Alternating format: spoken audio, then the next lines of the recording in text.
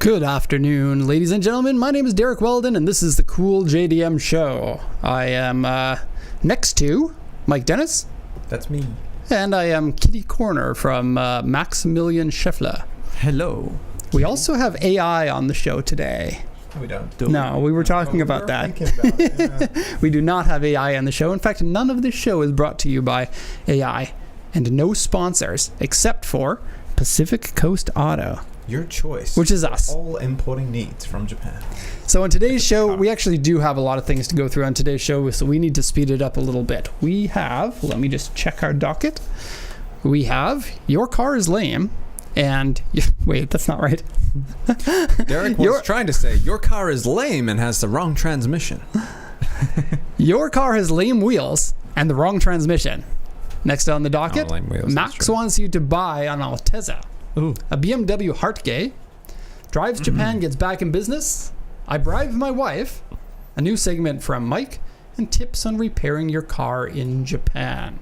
Of course, we've got the questions at the end, and this is the first episode in the how many episodes have we done? This is episode 28. So this is the 28th episode. This is the first time we've ever not gotten questions in the comments section. So if you're watching this, video. Right. So if you're watching this after the fact, when it's not live, we get a lot of people that are sending us emails. They say, hey, I always watch the show, not live because the time is wrong for me, but I watch the show afterwards. If that's you, put some questions in there because we need some content. Doesn't matter what it is. Can be about importing and purchasing a car. Can be about us or life in Japan. Can be about Max. Or me. Could be about marine wildlife. Flatfish and seals. Flatfish and seals. Could be. So we're going to jump right into our first topic here, which is industry talk and news, or just industry talk? Just industry. Is that what we're calling it now? Industry talk. Did you change the name? Yeah. Okay. I'm going to change the name every now and then to keep you on the... Yeah. Perfect. Yeah. Okay, so an industry topic. This is the one that you guys voted on, and we had 3 things that you could choose. In number third place, with 18% of the vote, was if money isn't a concern, which car would you modify and how? I'm just going to friggin' put that into the show because people don't want to hear it, but I want to talk about it, so I'm going to put it into the show. Max, you can leave that off of the next time. People don't vote for it. People are boring. The next, second place, with 20% of the vote, everyone's single favorite thing about living in Japan. Again, something I thought would get more votes than it did. No one cares. Yeah, no one cares about your life in Japan. Yep. Which might be the case. I just figured that, Japan is a country that a lot of people have interest in. And we have been here for a very long time and might have some interesting thoughts on that. But I guess... But you don't. Nobody cares. So there. And then the one that won, which had 62% of the vote, this happened to be the one that I pushed in the last episode, was it? I don't recall. Nope, I don't think so. But it's the closest to the business we do. Yeah, that's true. It is the most question of questions. The only people that are here are interested in their own personal benefits. That is fair. Should I have cars repaired before or after shipping from Japan? Good question. Let's dive in. Did you like that? Keep me on track. Keep my scattered brain on track because we do have a lot of things to get to here. Yeah. So, should I repair cars in Japan before exported? And the answer is yes and no. And context matters. I'm not going to fake my reaction anymore. I tried it. I didn't like it. And so let's discuss that. First and foremost, when you're buying a car, I feel like not enough people are paying attention to this point. Maintaining cars from Japan in other countries can be a struggle. Can be. First off, if you have a car that is imported from Japan, you might have troubles finding a shop that is willing to repair it. If you have a Toyota, it's probably not going to be able to be taken to a Toyota dealership and repaired. They might have rules against that, or they might not know the expertise, and they might not know the car, or they might give you an F-off price. Like, it's usually $500 for this work, but they're going to charge you $1,500 because I don't know. It's not in our manuals. We don't have the electrical diagrams for it. It's not this, it's not that. Yeah. These types of things are annoying for shops because it takes them extra time and extra effort in order to find parts and to properly repair things, and so they don't want to have to deal with your car. I'm not making a very compelling argument for buying a car from Japan, but I feel like people do need to think about this. Yeah, and, you should be considering this. It's not super straightforward. We've had customers get rejected because the mechanic's like, I've never worked on that engine before. I don't know what that is. I don't know how to help you. I don't know how to find parts. Right. So it can happen. Parts are a big thing. So those parts might need to be imported from another country, from Japan or from Russia or from some other country, straight to you to put them into your car. This also has complications with anyone who repairs their own cars. Most people repairing their own cars are not car repair experts, and they tend to do the throw parts at the car until it's fixed approach. Like, I think it's this, so I'm going to buy this part and try it out. Whoops, it didn't fix the car. Now I think it's this because I read on an internet forum, and now I'm going to try this. Most unexperienced backyard mechanic type people, they just don't have the experience with cars enough to know that there are ways that you can check if a part is faulty before you go ahead and buy a new one. So if you are going to be buying parts from overseas, it does take time to get that part, and it means your car is going to be off the road for a while. And so, do you have a backup car? Do you have a family member car or a second car or a wife's car or something that you can drive if your JDM car is broken? Something to take into consideration. If it were me, I would probably, I'm in Japan, right? I could just buy whatever car I want and I can service whatever car I want here. It's not so much of a concern. But if I were in Canada importing a car, I would recommend doing that as a second car, an enthusiast car or something like that, unless it's something that was able to be bought in North America and can be easily serviced as a result. Something like a Land Cruiser, for example, or a Toyota Celsior, which is the same as the U.S. domestic market LS 400. These types of cars, really easy to service. Of course, if you want to get into the quirky and weird Japanese cars, especially like K cars or something like that, it's price to pay that you have to deal with maintenance in an annoying way. Yeah. I will also say, though, for the people who are maybe considering importing and then hearing this and being like, oh, maybe it's super dangerous or super risky, I think it's pretty common that you can either find your normal shop who can help you repair the car, like a general mechanic. They're usually pretty good. And also specialty shops. For example, the GTRs or Skylines, and the Subaru was in North America, so was the RX-7, but some of those lesser, like a JZX or something, there's plenty of specialty shops which can handle those vehicles because they're popular. So while it can be a concern, there are ways around it too. Well said, Michael Dennis. Put your mind at ease. So to get back to the main topic here, not like what you were saying wasn't important. I was also on the tangent there. Yeah. We're going to recenter here, and we're going to go back to, should you have your car repaired in Japan before you export it? And this, like I said, could be a very great thing to do. It could be a kind of a bummer thing to do. And so some caveats to that.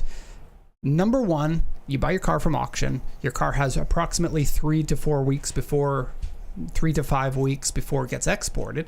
This is a dead time in Japan. You could potentially get something fixed in that time without delaying shipping.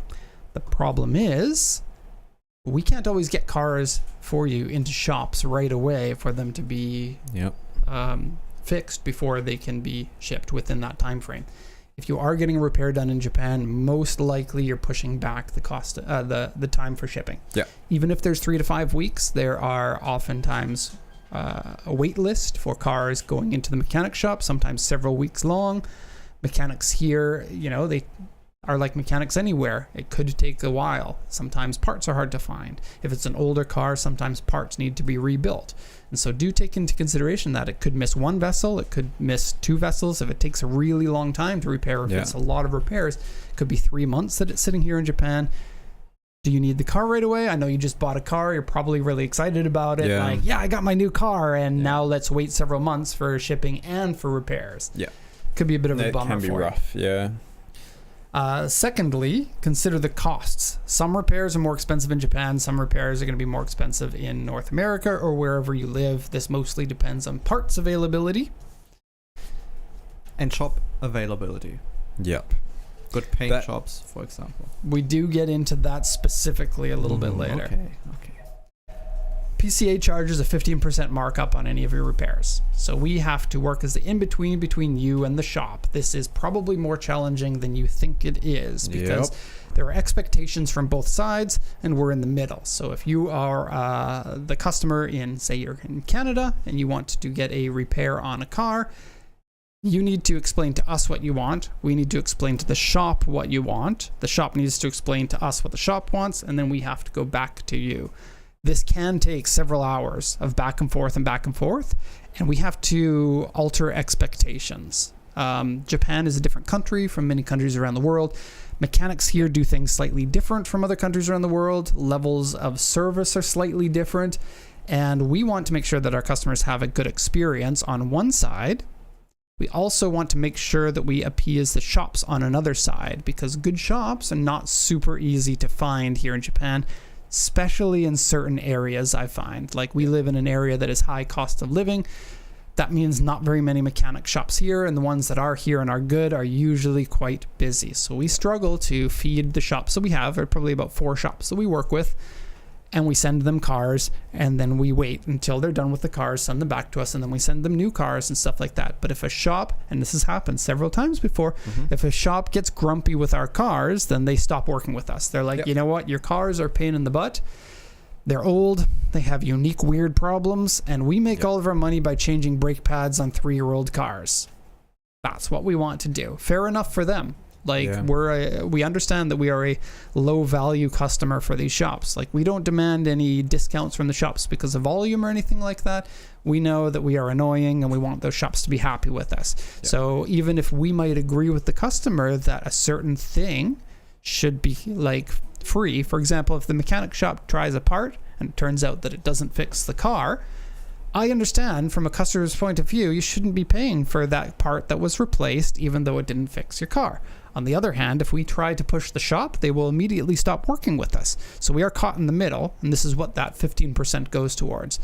Working between you and the customer and dealing with the shop and dealing with you. Probably unless you're in our shoes, you don't understand how much effort needs to go into that. And so that extra 15% does add to the cost of getting repairs done. In some cases, that might put it over the price of getting the repairs done in your country. So I suspect USA, pretty expensive to get repairs done. Other countries might be fairly cheap to get repairs done. Yeah. So and I will say this 15% is often a reason that we recommend not to have work done here. A lot of customers will come to us and say, I've just bought a car. I want it fresh, ready to go when it lands here. I'm going to use it right away, or I'm going to drive it right away. I'm going to drive it home from the port. And we will often say, if you're just doing like fluid changes and things that can easily be done in your local country, it's going to be more expensive here. Transport to the shop, our markup for arranging the work, it's just, you're spending extra money that you don't need to spend. Unless you have a good reason for doing it, like if you're doing a road trip when the vehicle arrives, I get it, I understand. Maybe it costs you a little bit extra, but then it's ready to go. So this isn't us trying to milk the process. We will often recommend against doing work because of the extra costs. I'm sorry if I jumped ahead there. I wanted to make sure that was... just taking a note here. I just thought of something else that's important. Yeah. So yeah, we're not in it to make a lot of money. We want to satisfy customers' demands, which is sometimes getting work done here when we can. Can't do things like paint, can't do things like modifications. We got a good question there, which we'll get into it modifications later. on cars. Yeah. Taking notes. You know, in like the presidential debates, they're always taking notes and stuff like that, right? Mm-hmm. And so if I'm taking notes, doing the same thing that the president does. Yeah. Basically. President of Pacific Coast Auto right here. Well, I don't call myself the president. But you could. You maybe should.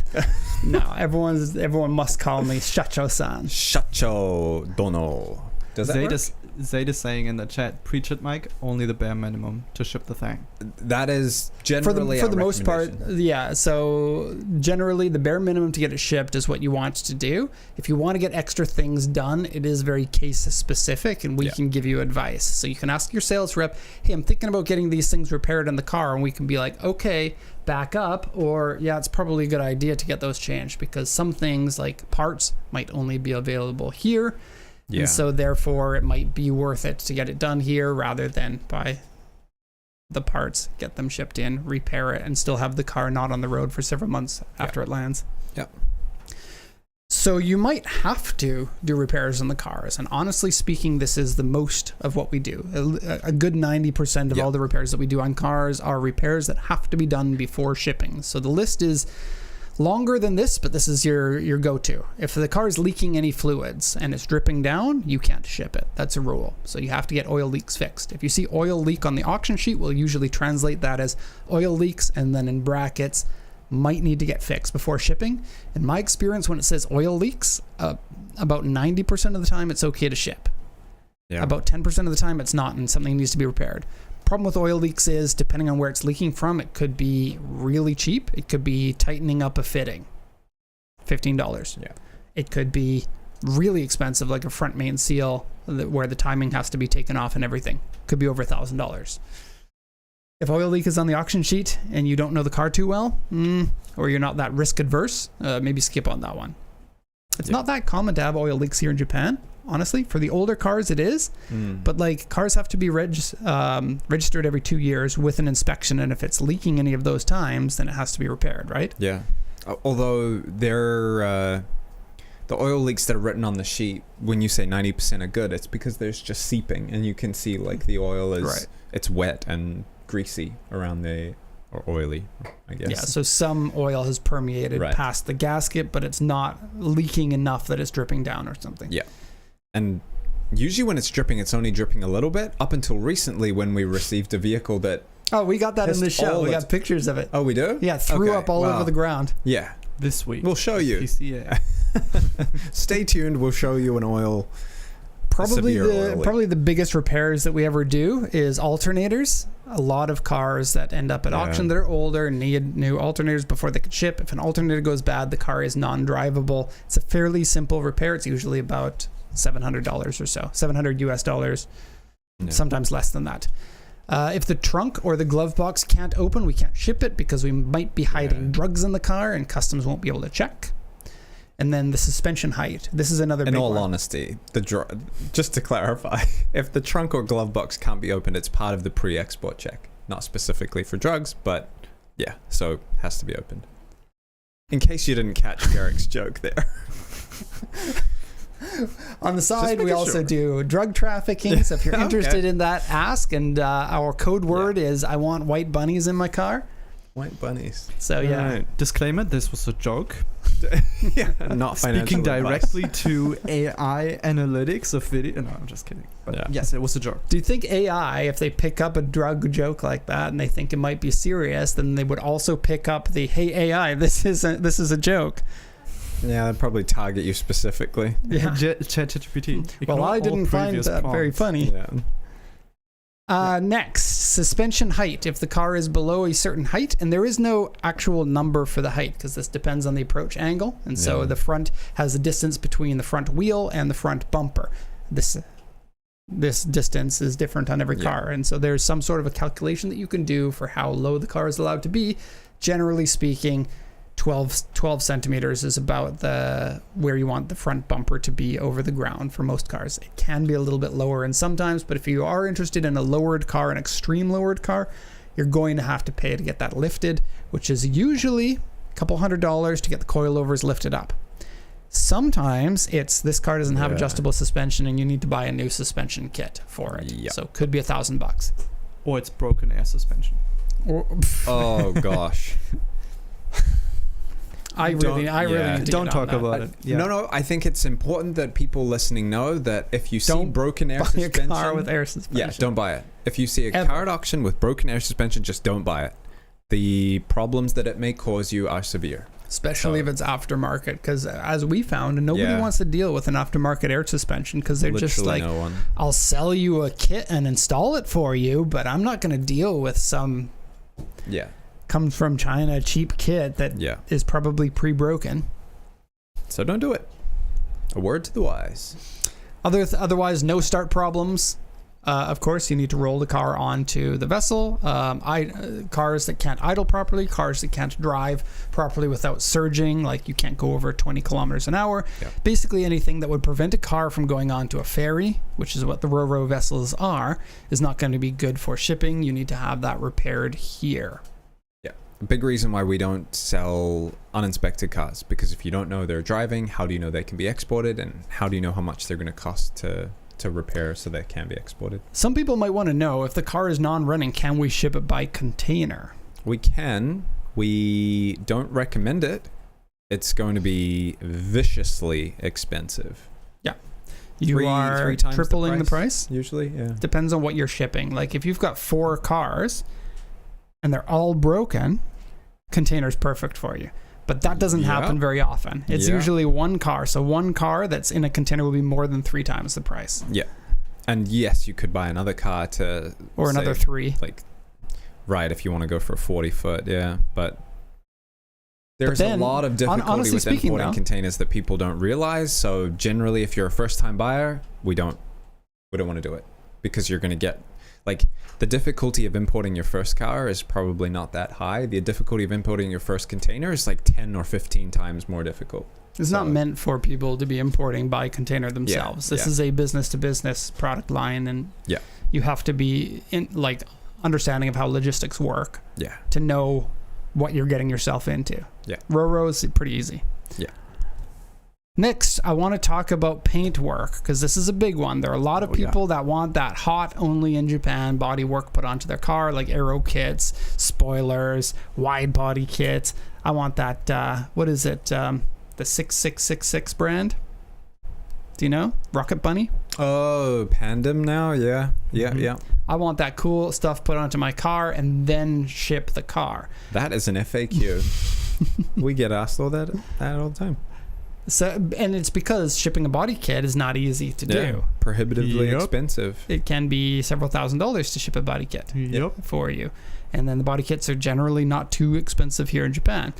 The problem is paint work, and we've talked about this before on the show. Paint work is an undeveloped trade here in Japan because the lack of value of cars. Once the paint is bad on a car, the car is worth so very little that only a very small portion of the population are going to be interested in maintaining the look of that car by repainting it. Collision work, the shops that do collision work don't want to be doing repaints of cars because collision work gives them fat money, and repainting a car is a lot of work, but either not a lot of money, or they just don't want to deal with it because collision work and working with insurance companies pays them so much more. $12,000 to repair a collision on a car versus $8,000 to get a car repainted. Yeah. As such, because the industry isn't very developed, the product quality isn't very good. The repaint is what I would consider borderline embarrassing. People always dog on Mako back in North America. You guys have Mako? USA and Canada have them, and they do like the cheapest paint jobs. They can do a good paint job, but nobody wants them to. They're like, I want to paint my car for $800 or something like that. It must be green. It's usually pretty bad repaints. Yeah. That's the quality you can expect from most places in Japan.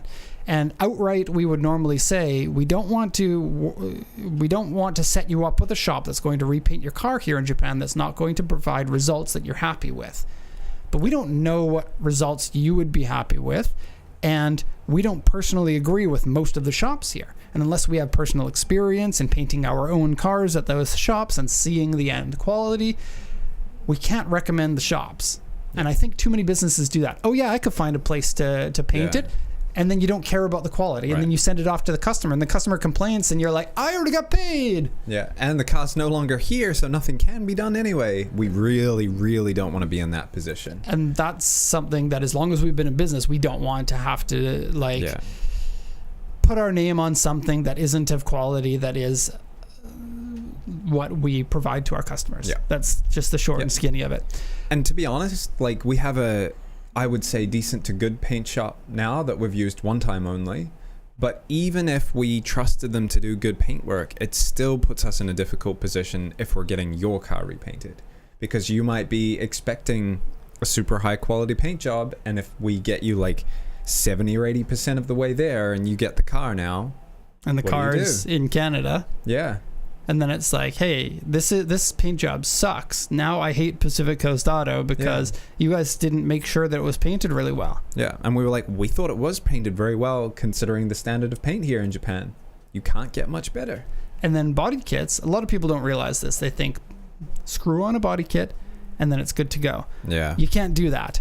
Body kits, especially many of the shops here in Japan, even the famous shops, they make them out of fiberglass. They make them at a cost to make sure that they can make money, right? It's thin fiberglass, which over time warps and changes shape. So when you get the car, what you do is you fit up the body kit and you're like, okay, now this needs trimming. You take the body kit off and then you trim it. Then you put the body kit on and then you're like, okay, now I need to trim it again. You take it off, and there are many phases of putting it on and then making sure it's just right to make sure that it fits up properly. Yeah. That type of work is a real big pain in the butt, and most shops won't even do it. They'll maybe do one phase of taking it off, shaving things down and putting it back on, but they're not going to spend any more time than that. This could add several hours to the cost of putting on a paint job. Right. The better finish you want, the more expensive it's going to get, because they are going to have to take time doing it over and over again. So, and honestly, there are a lot of body kits on cars here in Japan that I look at and I'm like, they didn't know what they're doing. Yeah. And there's also like, are you getting the body kit from the shop that made it and is going to install it, or are you buying a body kit and then getting a different shop to install it? Because then that shop is like, man, this body kit sucks to install. Like, it's tough, and we've done it in the past, but we generally don't. And if we do it, we will say we will put the body kit on, we will get the shop to put the body kit on so that it can be shipped. You're going to need it, then take it off, do the trimming yourself, and make it look all nice, and then get it painted. So so we've been dealing with this for a while. We have deemed it a pain in the butt, and we don't think that it's a good system for our customers. Like Mike said, we can get a body kit put onto a car and we can ship the car like that. Probably better for you to do all of the work in your own country, where the work is going to be probably higher quality and less expensive, but it won't be ready to go when it comes in. And I just wanted to touch on one more thing that we didn't mention. We've seen so many cars that have had a repaint somewhere that gets ruined over time, like 2 or 3 or 4 years after it's been painted. It starts to bubble up, or it starts to fade, or you can see the blend lines where you shouldn't be able to, because repainted sections. Starting on my car now, on the seat pillar, you can see the fade line. It wasn't there when I got it. Right. And that's now 2.5 years ago. Interesting, to say the least. Yeah. Someone in the comments said this segment is scaring me for my incoming S2K that was repainted OEM. It depends where. If it was like, if it was repaired. Now move the goalposts, Mike. No, like I don't know that particular person off the top of my head. I don't remember their car, but it depends. Like, I think the biggest thing to watch out for is what we refer to as like the flex style of Land Cruiser Prado, Toyota Hilux, Hilux Surf, most importantly. They will come in these matte colors, these like very beigey, neutral colors. Off-road blend in. Yeah, it's beige, it's green, it's brown, it's these kind of colors. I haven't seen a good one. I've seen some, but they're few and far between. So these companies buy these faded paint, kind of gross condition Land Cruisers. They repaint them, give them a lift, put some nice knobbly wheels on them, and then sell them for big profit. Yeah. And just like the body shops, they need to make money doing that. Yeah. So they're not going to invest in a good paint job. No. Obviously not. They're going to do it one coat, clear coat, no sanding. Yeah. That's just how it is. They're cookie cutter build. Honestly speaking, most people don't care as much as I do about paint quality, because that's been my job for so long, is to find flaws on cars. So when I see bad paint, I'm like, bad paint. You see it immediately on a car. But if it's not your thing, you don't really notice it as much. I will say that this is to that person in the comments section that was worried about their car. Most people aren't as critical about paint as we are. Yeah. And then to wrap things up, I got a little bit of a disclaimer. When we contract a shop, we can't guarantee that we're giving you PCA level of service. This is for repair or for paint work or anything. There's a limit to what we can do because we have to stay in the shop's good graces. And this has to be understood before you agree to the work. There could be cases where a repair is done, the car is shipped, the repair didn't actually fix the problem is a half reoccurring problem, and there's no way that we can get any warranty work done on the car because the car isn't in Japan anymore, and you have to agree to that before you get any repairs done. If we were to give you any sort of a reimbursement for something that was broken, which has happened sometimes, it comes directly out of our pocket. So a shop that messes up a car, they can just get their staff to refix it. And then they don't have to actually take a hit. It's a labor hit, which there's always going to be dead labor in a job somewhere. So it doesn't actually hurt them so much. But for us to actually pay that out, $200 or $300, that's a direct payment that we give you, even though it wasn't a problem that we caused. And that's the type of thing that we try to stay away from. And the 15% that we charge of the markup for the shop work, it might sound like a lot to some people. It's almost nothing. I do the invoicing for the shop work, and it's like mostly under $100 for arranging all the work and dealing with the shop. It's very little. So if we do have to come to the party to pay some money, it's directly out of our pocket. It's not even just out of the profit. And it sucks too, because we spent all that time working with the customer only to have them not happy about something that we had no control over, and we give them all that free money and time that we've spent on it, and it's just throw your hands up in the air and say, I wish I didn't have to deal with this. And that's part of the decision where we try to move people away from doing the work, because people don't realize these sorts of things happen. But we do. That's a nice way to wrap it up. Like this is why we make the recommendations that we make. And you would think Japan has tons of parts for the cars because that's where the cars come from, but they don't. Here in Japan, older cars are much more of a rarity than they are compared to other countries, and as such, parts run out quickly. The cost of storage here in Japan for old parts is really high.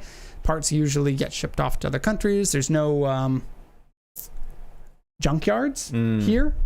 They're just dismantlers that go and export all those parts to other countries when they are 7 years old or 8 years old or 10 years old or something like that. So by the time a car reaches 15 to 25 years old,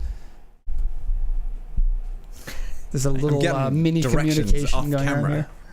Once the car is 15 or 25 years old, the shops here might not be able to get parts, and so then they have to be rebuilt by specialist shops. This can take time. So people, I guess, assume that parts can just be bought in Japan when it's not. Like Land Cruisers get parts imported from Europe in order to fix if they're old enough here, which is a little bit weird. 25 to 30-year-old cars, difficult. Can we do the 2 questions in regards to this topic? Yeah, shoot. Okay. First one was from Ricky Ho. Do you guys offer to make extra spare keys before the car gets shipped, especially for smart key cars? Can I take this one? Yeah. No! Can I ask I'll why? tell you why. Yes. Okay. No, we just leave it at that. So the difficult part of getting vehicles fixed at shops in Japan is that many shops in Japan will refuse to accept the vehicle if it's not currently registered and they're dealing with the current owner of the vehicle. This means that almost 100% of the vehicles that we are trying to get repaired will be rejected by the big shops like Toyota, Honda, these major manufacturers. Nissan's like pretty good, but we've been turned down by Toyota relentlessly. Like Toyota's just like, nah, we're too good for you. Yeah. And that includes making a new key. So because you have to go to the dealership to get the key made officially. So if you went there, you'd be like, hey, I have this Lexus that you've purchased for export. Please, can you make me a new key? It's the car, I have the key, I want another one. And they're like, okay, show me the paperwork that this car is registered. And Here's you're like, the paperwork. Well, Okay, but this says it's going to be exported. Sorry. I don't Can I want have a key this. anyway? Sorry, I can't help you. Yeah. And that's how it goes. And we've called multiple different branches and everything. So for some reason, making a new key, I don't know if it's their like, they think the cars are going to be stolen, or it's a checkbox on their sheet and you don't meet that checkbox criteria. So Typical of work, like any service here in Japan. It's outside of the normal box, so no. yeah. And that is a common thing we get asked. Can you get me a spare key? Can you get me a new key? And the answer is you probably need to buy a blank and then figure out how to program it yourself, or get it programmed at a Lexus dealership in your country if that's possible. Or a small Toyota. shop can probably do it too. Programming a key, like you can often use those like, what is it? An OBD2 scanner has key programming things, or there's something that you can do on like 90s and 2000s cars. You can just look on the internet and how to do it. But the blank keys should be easily available on eBay. You can buy a blank key and figure out how to program it yourself. It is a pain in the butt, but it is possible to get a key that way. I need to do that because my key broke. The typical Toyota. Yeah, Toyota making the best cars available and the worst keys available. You can get. There's one more question in regards to this today's topic. That comes from Griff Rides, and they were asking, would you recommend timing belt / similar type service if the engine was not sold in the country? No, timing belts are simple. They like, it's not some like the parts for the timing belt are really they're not big, they're not heavy, they're easy to ship in. They can usually be bought for fairly cheaply, and there's nothing unique about a timing job that the any mechanic would have troubles with. You would just take it apart, put it back together. I think that electrical is probably the biggest concern for stuff that's difficult for shops to do if it's a vehicle that they're not familiar with, or maybe things like torque specs on rebuilding an engine if they can't find it online, something like that. But I'd say a timing belt is generally a pretty easy job. It just takes a while because there's lots of stuff you have to take off first. Okay. Then, next topic. That was the main topic. As a reminder, that was... I'm trying to find the name. Did we put a name on it? Should I repair a car before or after export? There you go. Okay, the next segment is car picks. Thank you, Max, for the reverb. Car picks, and we've got some cars. I don't know how many of you guys were watching last show, but we made a new rule that if you buy one of these cars, and all these cars are at auction this week, so yes, you can buy these. If you buy one of these cars, Max is going to throw in a sweetheart deal that is worth several $100s. Yes. He's going to do a cinematic video of your car. Just a short little glamour video, maybe 2 or 3 minutes, and maybe even 1 minute. We don't want to do here. We will do a video that is a length of time to be determined. It probably depends on how cool the car is that you buy. That and which type of music I would like to use. Yeah. So Max will find copyright-free music. Actually, no. The music that we have is copyright on our channel only, but if we give the video and they want to post it on their own YouTube channel or something, it wouldn't be... That is true. So I need to find a way to find music that I can give... Or it just goes on our channel. Well, it goes... And we give them a link to share it. Yeah. But you'll get nothing unless you buy the car that has Max's seal of approval. We didn't do that first? Sure, yeah. Okay. What is Max's seal of approval this week? I didn't choose this one, but you gave it your seal of approval. Yes, it's an Impreza. Okay. I think all these cars need the seal of approval because they're all awesome. Yeah, this week is pretty awesome. You can do it live. Better stay in here. You can do it live. You can do like the Gladiator, like approved by Max, or do no? The Sonic thing, like approved. Sure. Yeah. Let's see. Okay. Altezia.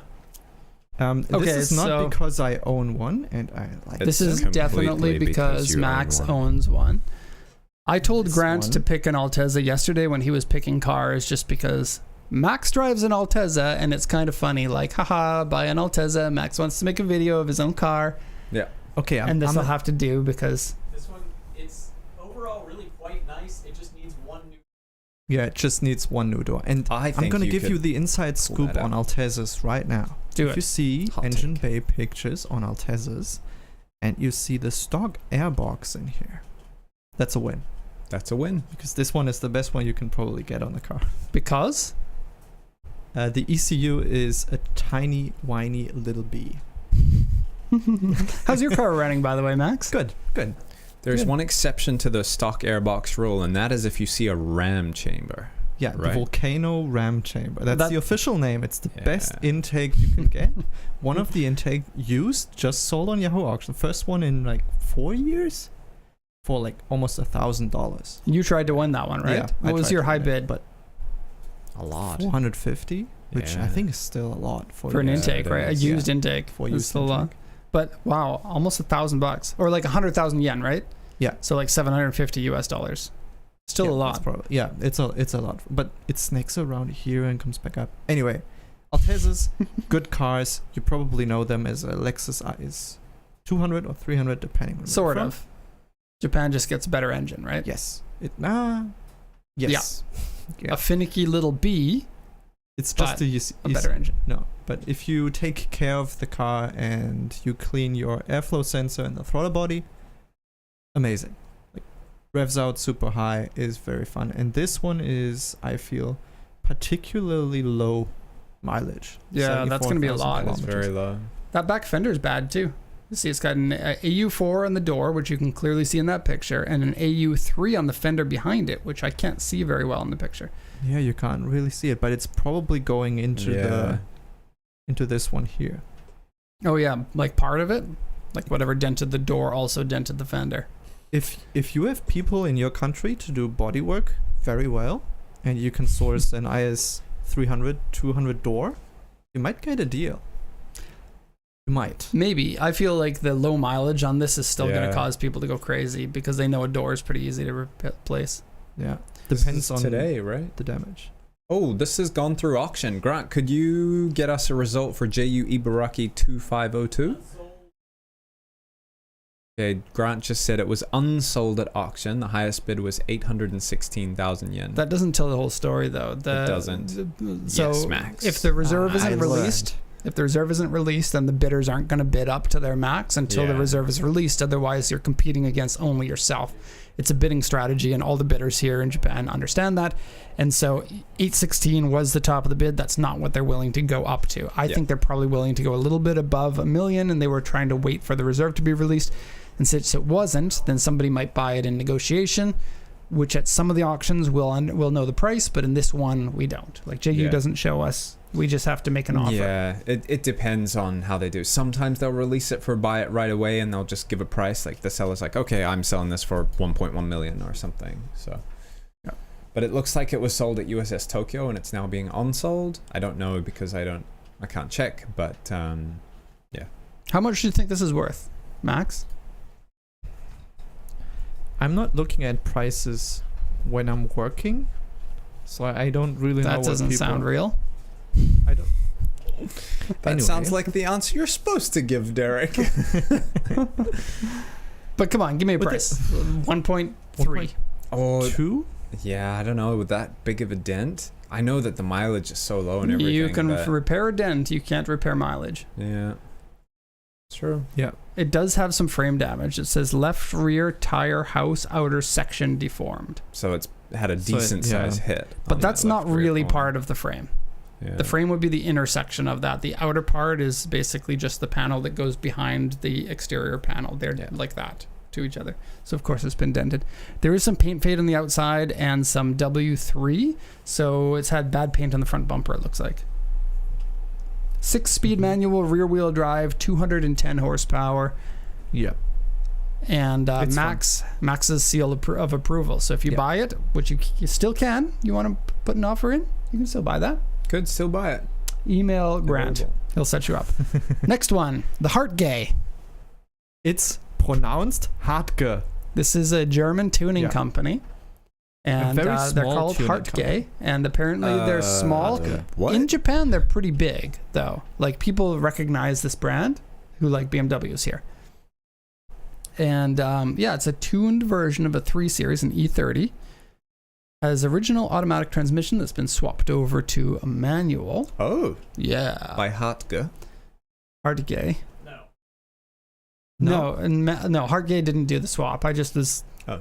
Distracted by My right. correct pronunciation. Has the lovely tartan seats inside. Looks to be in really good condition. The mileage is unknown, but still looks pretty decent. Now, this one's sold by Zip Auction, and they don't do a full report on their cars that are sold in a specific section. They can do reports on cars, but one section of like premium cars, it's meant for the dealers to come see the cars themselves. So these are usually classic cars that are worth a good amount of money, usually in very good condition, but they don't have an inspection on them.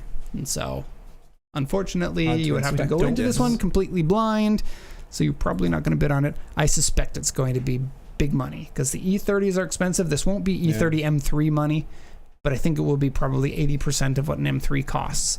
So we're thinking maybe 6 million yen or something. Whoa!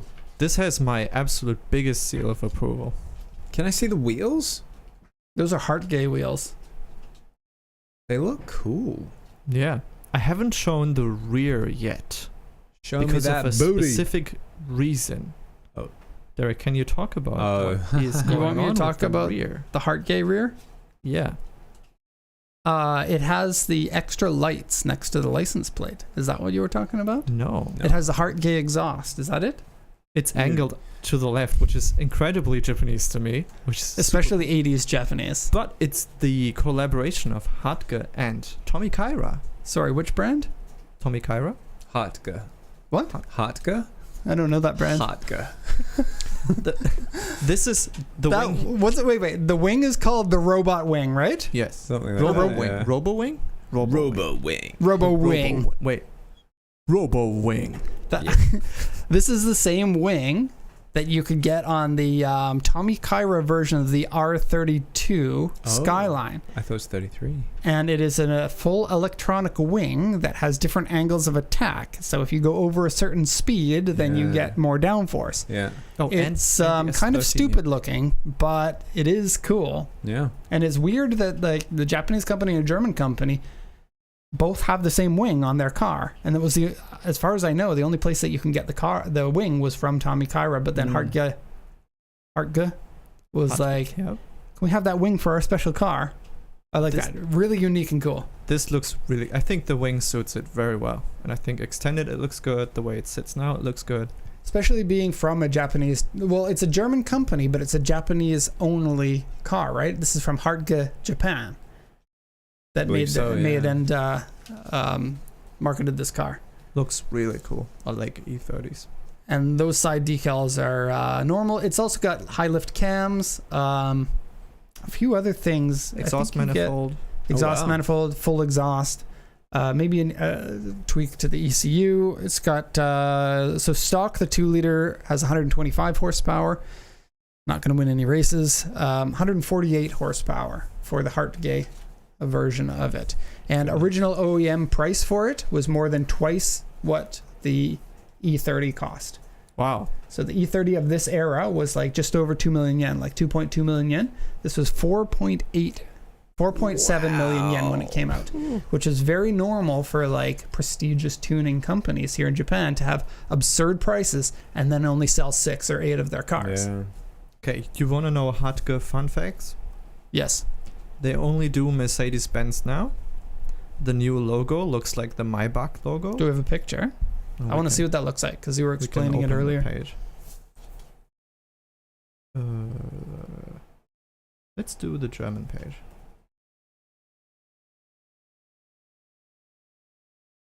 Rolf There you go. Hart. And the emblem looks like Maybach, but just a little like Maybach. And you can get an office van. And I proposed that to Derek, but it's uneconomical. Yeah, I'm still considering it. I will say, see these beauty shots from Hartgay? Yep. Yours are better than these. Ooh, thank you. So if you want this kind of thing, but even better, then get Max to do it. Oh, yeah. You got to buy the Hartgay. I kind of want somebody to buy it. This kind of car is totally up my alley. Yeah. It's uninspected, right? Yeah. But it is unexpected at the special auction for high-grade cars. Yeah. So it would be less risky. Yeah. Okay, next car to go through it. These were all picked by Grant, basically. So he's I think blame trying to Grant. suck up to me I'm just kidding. by adding this one in. This one is a he didn't put the year on it. What year is this? Is it maybe 1973? He's done the same thing that I did with my Corolla. Speaking of my Corolla, it has the same engine as the Celica. Oh. Yes, a 1.6 liter twin cam, 115 horsepower, and it looks amazing. The condition of this one, I'm just judging off of the pictures, but it looks great. The thing that you advise no one to do. I know, but Guilty. I gotta love say these. that- Celica's the fender mirrors on there. That Yeah. one's got the spoiler on the back and the trim bumpers is that my were only favorite. available in Japan. Yeah. This has been repainted? I'm pretty sure it has been. That does not look like an original. This one's color. also at Zip at the same corner. And so it has had the engine overhauled, work 14-inch wheels, rear spoiler, exhaust header, aftermarket exhaust, front lip spoiler, FRP hood and trunk, which is kind of a bit of a bummer, honestly. The original ones would be worth it to have.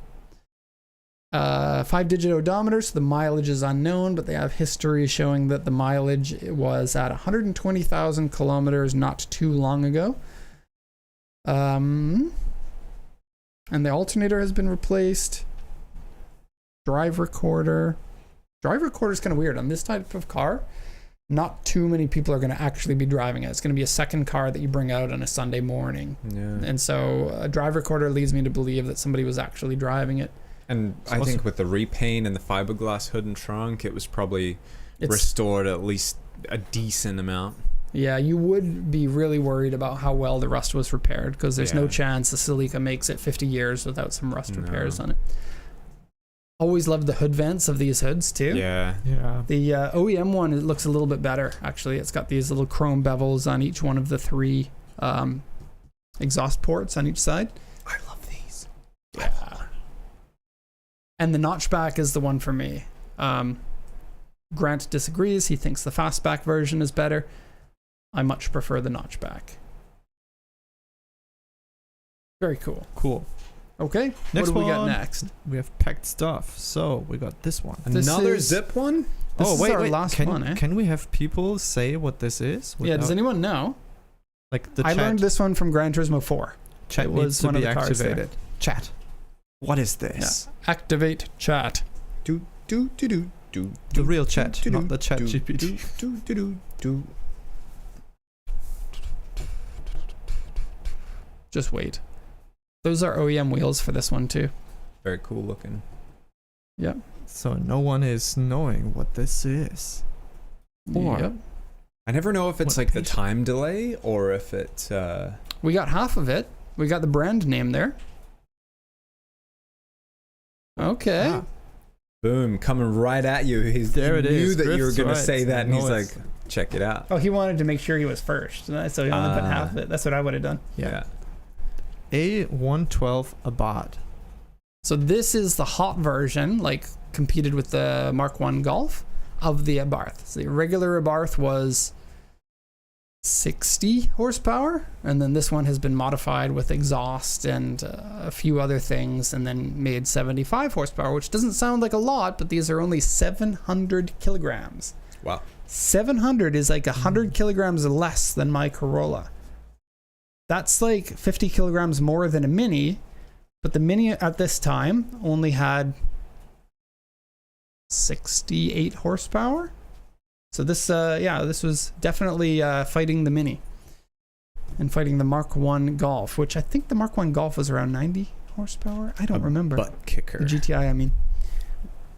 But something weird, it's a 1-liter engine with 75 horsepower, which at the time would have been fairly decent, I suppose. Another one from Zip Osaka. Yeah. Another non-inspected. These usually sell for between, depending on the condition, 2 million, 3 million yen, sometimes a little bit less if it's rough. But they tend to be owned by enthusiasts here in Japan, which keep them in good condition, just like the Celica that we just previously showed.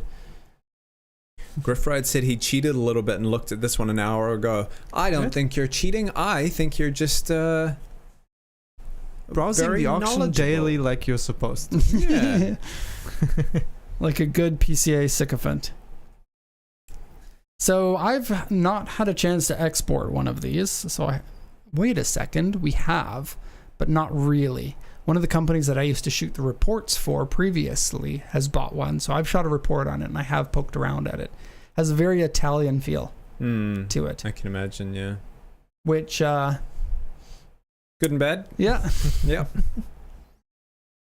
Okay. It says, buy the Celica so Max can make a video about it and Derek can drive it. So yeah, I guess put that's that on the docket. Double seal of approval. I feel like the Corolla probably is the one I would prefer, considering the Corolla versus the Celica, hence why I bought the Corolla. Smaller car, technically lighter weight, shorter wheelbase, should be more tossable, but the same engine, so... And I prefer the plucky characteristics of the Corolla over the sporty characteristics of the Celica. Okay. So in conclusion, if you guys buy any of the cars featured today... Max is giving himself work.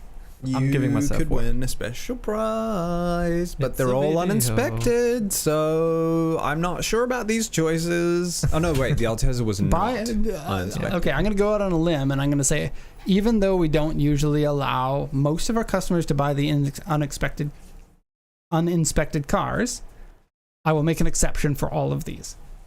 Oh. Okay. How do you like that? This is... you heard it What here. does that exception include? And before people as in you are upset at me too much, we'll change to the next topic. So the next topic, run away. Right. The next topic is this week at PCA. This is where we talk about things that have happened in the last week. First off, we got to talk about the Drives Japan channel, the YouTube channel. It's been too long. It has been like over a month since we have posted anything on there, but that is going to change because we have done some script writing, which Derek Max had a very serious meeting with me where he's like, I overheard this meeting. we know where the bottleneck is, Derek. It's in the script. You're the problem. It's you. And at meeting time. I didn't say this at the time because I didn't feel safe to say it, but now that we are in a collaborative environment and we're live, we might as well. Yeah. The way that the scripts are done is Max takes all the video clips and puts together a skeleton of the video. Yep. Then he writes a mini script for it. This mini script is what we should say at certain points. And then... the vision of the video, right? Right. And then I take that vision of the video, we rework together and it turns out to be a better version. So it's not like set in stone or anything. Then I take the script and I rewrite it so that it sounds like me saying it. And not like a German dude. and I always wonder if Max is like, my version of this was better. Derek's version is full of idiocy. Because, German people don't do things unless they think that they're doing it right. Okay, racist, but okay. Yeah, not racist. Prejudice against German people. Let me put it that way. If there's a sentence that you just take from my script, I'm happy, but I don't expect it to happen. I don't expect that to happen. But he does judge you harshly. I feel extra sensitive when I'm rewriting the script, right? And Max puts in a joke, right?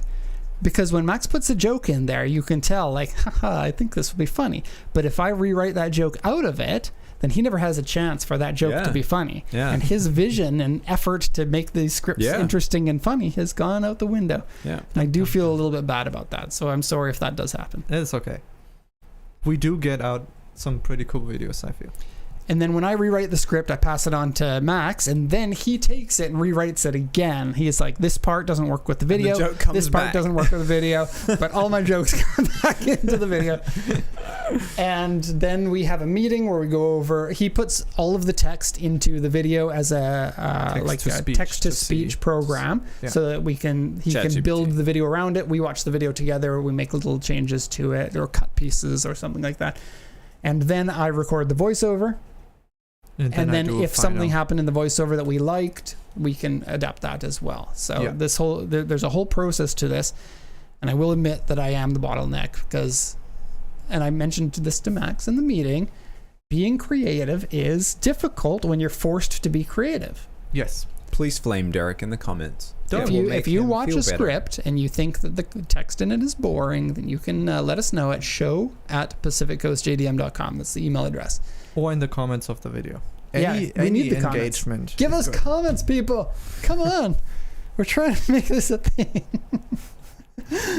Don't be too desperate there. We value your opinion. Your opinion helps to make the videos and shows better. And I would say that the opinion of people has helped us quite a bit. As we will see in an upcoming segment. Okay, so the next 3 videos are going to be Grant's Swift video coming out this week, right, Max?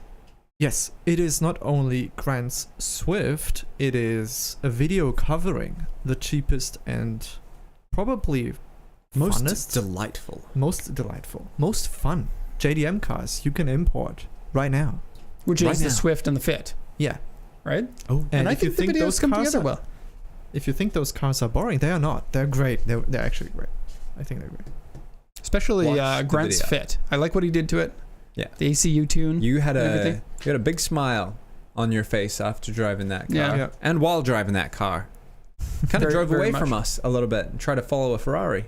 Oh, Ooh, spoiler alert. That didn't make it into the video, That right? didn't make it into I the saw a cut, video come. Okay, so we're recording that, right? Driving the Fit. La la la la la. This is, a warm hatch, is what Grant called it.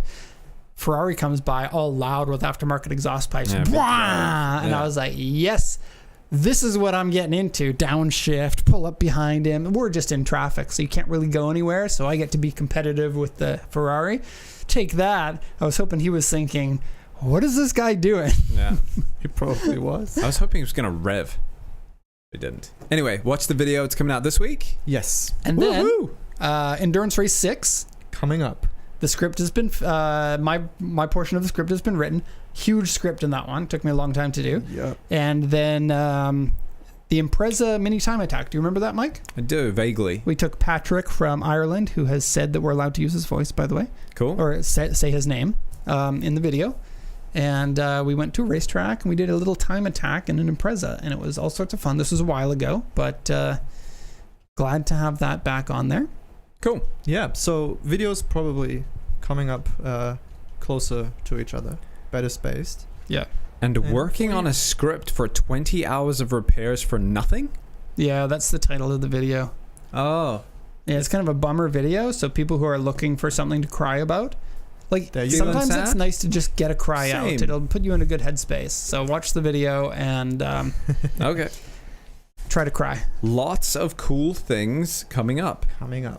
Okay, so I've got some pictures to share of a car that has broken down. And we have never had such an embarrassment in our neighborhood as this, because we have painted the streets in oil, and it is disgusting. Uh-oh. And so let's have a look at the pictures here. I got 3 pictures. Yep. And the car is currently waiting for a shop to repair it. And there we have it. No. It probably leaked about 700 cc of oil. That is not what I wanted to see. Can I say what car it was? We're trying to hide the owner of the car, but I think the name of the car is fine. Yeah. Yeah, I don't want to say the owner, but it's my car. Yeah, actually. It's an FD2 Civic. Yeah. But you can be happy that this is not your actual car and you have one that isn't leaking oil. Yay. But I feel it sad is for the leaking owner. a lot of oil. You could look underneath the car when it was on, and there was a steady stream of oil coming down. It was just puking it out, and it is all over the street now.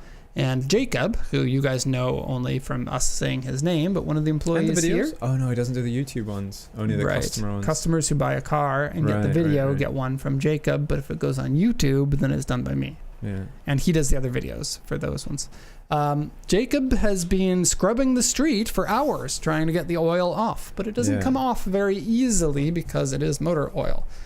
If the people in our neighborhood had anything to complain about, it's having a stupid car lot in their neighborhood, but now it's one that is puking oil onto the street. Yeah. Now, over time, the rain will take it away, but it will still take 6 months or 8 months before it all goes away. And now our street is painted.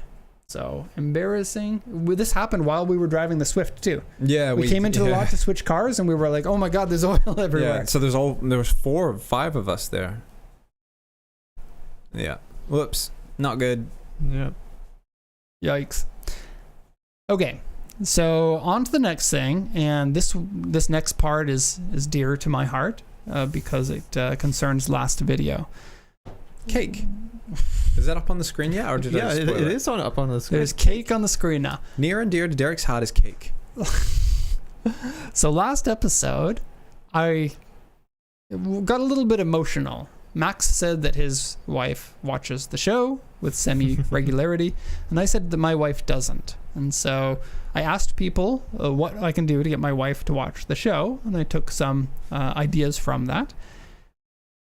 And I told my wife this morning, and every morning, I'm going to be doing the show. If you miss me, watch the show. She's like, nah, dog. She never has. And so I decided that we're going to be doing an incentive program to get her to watch the show. Incentive program. At the beginning, I said it's bribery for my wife, and it's not far off from that. It's but bribery. Here's my pitch. To my wife, Ayako, you watch the show, and you let me know about this segment, then you can have a chiffon cake. And if you don't, You don't, I mean, you buy she wouldn't chiffon know. cake for all of us. She would know. No, you're just trying to get stuff, right? Yeah. If she We doesn't watch watch the the show, show. she won't know that she gets chiffon cake.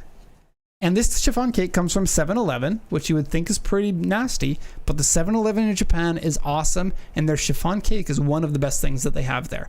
I'm So if gonna you get guys one haven't had today. one, you got to try it out. The Yeah. cream in it is perfect. Whipped cream outside of Japan sucks, but in Japan it's usually pretty good. They use high-grade milk, and it's like the populace of Japan will not put up with shit whipping cream. Yeah. And You've so used the whipping swear cream, for the show, right? by the way. I made the saw you decision first. consider The that. swear yeah. card was played. It was worth it. Well, you got it. You used it Yeah, last two yeah. episodes. Fair play. It was worth it. This cream, it's called cream chiffon, and it's amazing. So Ayako, you get a cream chiffon if you watch the show, and I'm not going to mention it if you didn't watch the show. We'll see, and I'll give you an update next time. We also decided that with each show, it's going to be a little bit of a ramp up too. Chiffon cake seems like a small little present. It's going to be better next show, and better the next show, It's gonna and be better the next a show. Gucci handbag. Can Which you is- imagine? And she didn't watch it, and then she's like, "What? I could have just watched the show and got that." I have a feeling that she wants the what's the name of the company? Hermes. Yeah, she wants the Hermes bags Hermes. instead of the Anyway, so there it is. I put it out there, and we'll let you know which prize that she gets. If it's going to be chiffon cake this time. You know what? Honestly, I shouldn't have said that the next one's going to get better, because That's what I was saying before we started. if she did watch this one, then she might be like, let's play the long game here. I won't mention that I noticed it. Yeah, and you were digging yourself into a further hole now. If she's still watching. Max, we can cut that part out. No, this is live. It's live. This is on the internet forever. I think that you then need to decide next week if it's going to be better or worse. All right. If you know it's going to ramp it up, then every once in a while, I'll throw in a prize she doesn't want, and she has to have it. How about someone It in is the a back comments was saying, massage for how about Derek. you put in the NSX as a prize. Yeah. For her. Yeah, I can't afford that, even to be funny, which Back is massage. usually where I spend my money. Yeah, and you can be like, "So did you watch the show?" She'd be like, "No, I didn't watch the show." And you'd be like, "I don't know. It kind of sounds like you watched the show. Maybe I get a back massage." Anyways, Okay, Yeah, next point of the I clock. feel like this next thing that I wanted to talk about, we can move to a later show because out of time constraints. So we'll just skip that and we'll go on to the next one. Yep. It was something that is not time sensitive, so we can talk about it anytime that we want. Yep. The next one is just a small conversation that we had in the office this morning about wheels. Max said something about the wheels on German cars, and I was like, yes, I have been thinking about this for years. So for the last 20 years, I've been thinking that the wheels, the OEM wheels that come on German cars, kick bum, not kick, because I've used my swear. Right. And I've always thought that the OEM wheels that come on Japanese cars are pretty lackluster in comparison. And I was so glad to hear that there was somebody else who believed that the same thing was true. Now, I don't know if this is everybody's opinion on it, but I'm talking only OEM wheels, not dealer optional wheels, not aftermarket wheels. I think Japan rules in aftermarket wheels. I think they've got many of the best brands. I think Germany also does too, Max. I'm trying not to make you sad here. BBS makes good wheels. Yeah, there are other companies you guys probably don't know about that have good wheels, but Not as Sure, good as play the "I'm from Germany and we have things you don't know about" card. Please Anyways, continue. I have the first. Exhibit card you wanted A. to- Yeah. The 8.6. Terrible Those wheels. wheels suck. And like, if they were just Sorry. middle of the road wheels, Not I sorry. wouldn't have so much of a problem with them. But they are trying to be a snazzy aftermarket wheels. And if Yeah. you're trying hard and you fall on your face, it's worse than not trying at all. And I think that that's what the 8.6 has. Now, you had an 8.6 in Germany. Yep, but I had the facelift, and the facelift has different wheels. Did you continue to have those wheels? I have them on now as the wheels that the car is parked in the garage. So the And I use wheels that them you as don't drift care wheels. about. The facelift ones are much nicer than those, but not the best you can get. Okay, next exhibit. Toyota Crown. Now, the wheels for this one I think are a little bit better, but the Crown is the flagship. The Toyota Crown would compete with, I don't know, like 5 Series or something like that. And so you would think that a premium-ish car should have something a little bit better. These wheels look unimaginative. I do like the dual colors in it, which is something that a lot of manufacturers are doing, but I think that generally a dual color is always done better by a German company. They look like if like I'm imagining if you could buy shaken martinis and they all came on like a rotating device that like held the martini glass and then they went whew. Oh yeah. There's the Oh, shaken God. martini machine. Yeah, not. And I great feel design. like a lot of these Japanese wheels that kind of suck don't have a good amount of depth in them. They look very much like Very what flat. front wheel drive wheels tend to look like due to front wheel drive offsets being a little bit harder to deal with. The wheels always have a flat look to them, right? And so this being a rear wheel drive sedan, right? Crown's still rear wheel drive. I don't know. I assume so. Rear wheel drive and four wheel drive. Four wheel drive, yeah. Man, I might be wrong about that. They might have changed over to front wheel drive for the Crown. Anyways, the wheels. Yep. Zay did say, "Are we only complaining about the modern era of wheels?" And I don't know. The 8.6 is 15 years old now, or just about 15 years old. yeah, but this is true for like I can think of I so feel like- many brands that had Oh, shite. So aftermarket like wheels. Shite's not a swear, right? the Supra, the super iconic Yeah. Mark IV Supra, terrible wheels on Terrible. those. The Celica 3-spoke original wheels, terrible wheels. Kind of Yeah. okay. And nope, 3 You're spokes are sick. always bad. Mm. And then No. I remember BMW wheels from the early 2000s being really good. Yep.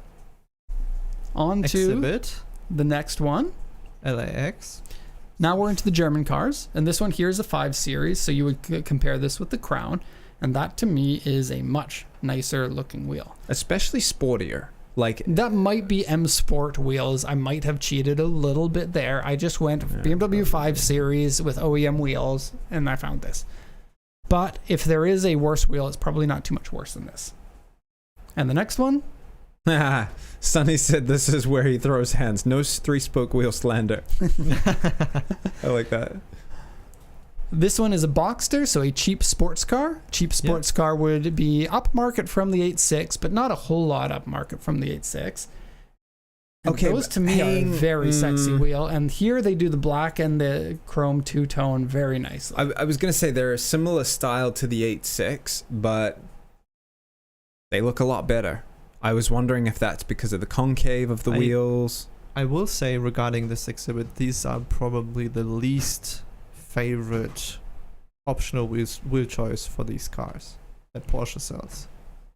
I think it matches the car fairly well. I don't think they're fantastic, but they're certainly a lot better than you get on most Japanese OEM wheels.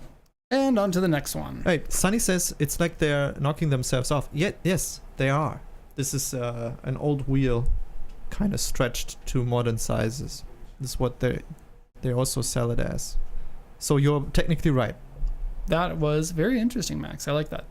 Very good point. Good point. And Anyways, a Volkswagen Golf. Now, this is the R version of it, and so yes, it is the sporty version. But I think that's a damn good looking wheel. Hands. I don't like these. Really? I don't think they look good. I think they look like we're trying to be weird, and we know all the spokes have to go to the middle, but what if they went to the middle in different ways? But so many wheels do that, though.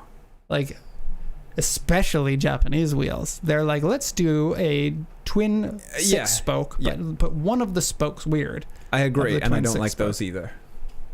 I think that this looks like it could be an aftermarket wheel from an expensive brand that nobody should buy.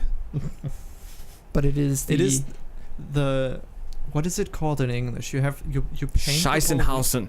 Sorry. You paint the whole wheel black, and then that counts as a swear. No, it doesn't. Yeah, if it's in another language, it still counts as a swear. I didn't swear. Sorry, Max. Diamond Cut is the name of the game. Diamond Cut. And I think it's a European thing. Race also has a line of wheels that are diamond cut wheels, and they specifically market that as this is the European brand that we're doing. Oh. Interesting. Because my favorite rays are the Japanese looking ones. I feel like the best example for all of these is the Audis from, that wheel that they used from like 2005? 2000 something? Which Audi? It was on everything. Let's see what the RS4. No, it wasn't on an RS4. I think I know an A5 or something. About. But I do like these a lot.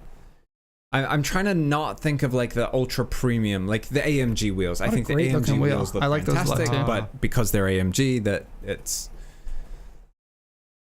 not. So the AMG ones are like 2010.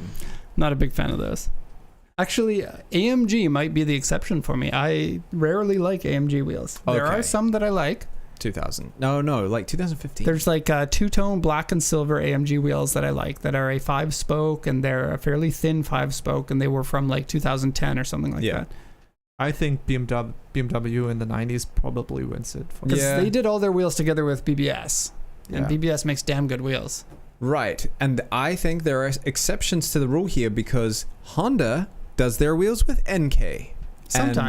Sometimes, true, but I think they have some fantastic ones. The FD2 stock wheels, you cannot argue with that, can you, Derek? You own a set. That's very true. Let's pull those ones up. Okay, do we want to come to the conclusion of this little tangent? First we need I just thought it was interesting wheels. that you said it when I have long been thinking this. And of course there are exceptions, and actually I probably didn't pull very good BMW M5 wheels. Always loved them. Yep. And like older, smaller wheels. FD2 stock wheels. Enter. Because we both had those at the same time at one point. Yeah. No, still. Well, mine out on my car, I guess. Right. You changed yours over to different wheels. Like these were made by NK, and they look fantastic on white Hondas. Like my minivan. Yeah. And your Type R. Yeah. And all the Type R wheels. Yeah. But the Type R, every Type R wheel. The Type R wheels are made not by Honda, right? No. So the rule is maybe if it's an aftermarket company that has made the wheel, then they're going to be good. But if it's the OEM manufacturer, then they're going to be not as good. Which Honda wheels of the 1980s, like the city wheels, I love a lot of those. Love those. So that's an exception for me. Anyways, something a little bit interesting. Yeah. If you'd like a full feature-length video on this topic, we could argue for hours, I'm sure. It's the cool wheel show. The cool wheel show. Just don't buy the martini spinning glassy thing. That's bad. Okay. We didn't come to the conclusion. Like Japan OEM wheels, not as nice because you have huge aftermarket.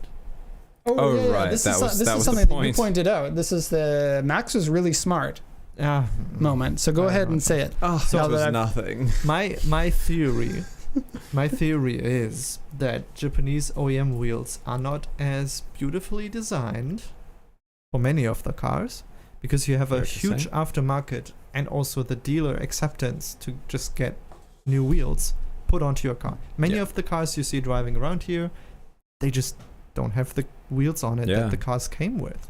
Everyone here, like the rate of people getting aftermarket wheels here is so much higher than in New Zealand. New Zealand, it's like only if you're into cars, then you're gonna shell out money. Many people that aren't into cars will do it here. Like a large percentage of the population of new car buyers will immediately change the wheels. Yeah.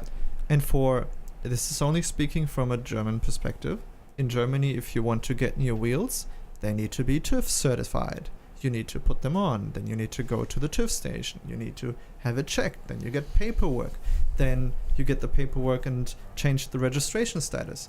And not all of the wheels you can get have the paperwork. Some of them even have paperwork where you don't need to do anything, but those are more expensive. So people just don't put up with that stuff. Yeah. They just leave it as is. Yeah. Right. So then they might like to a Japanese buyer who sees they're maybe like cross shopping 3 or 4 brands, then the wheels don't really matter too much. But if a German person is cross shopping 2 or 3 brands and they're like, well, I like the car, but it doesn't look so good, and they're taking into consideration the whole car, including the wheels. Yeah. Yep.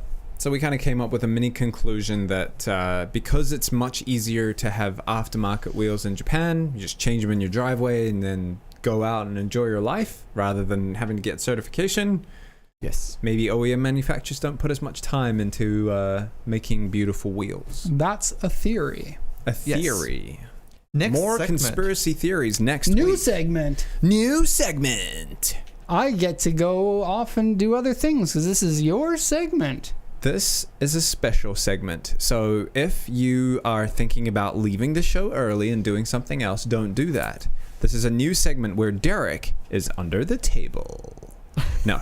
The new segment, can I announce it? Are we ready? Yes. It's Go ahead. called Ship and Showdown. That means we ship the car and then You guys Showdown? you guys show down. Can we call it Ship and Hoedown? Sure. Was that card number 2? And then we get videos of like the What? people with their car going like this. Yeah, sure. So the purpose of this segment is to showcase your rides that you have imported from us, PCA. Must be a PCA imported car, like we did with the photo Challenge. competition. Competition? Yeah. We want to do a little bit more of a like, tell us the story about your car, send in some pictures. What have you changed since you since it was imported? What are your plans for the car? Maybe a cool road trip you did. Shoot a little video. Shoot a little video. We'll play it on the show.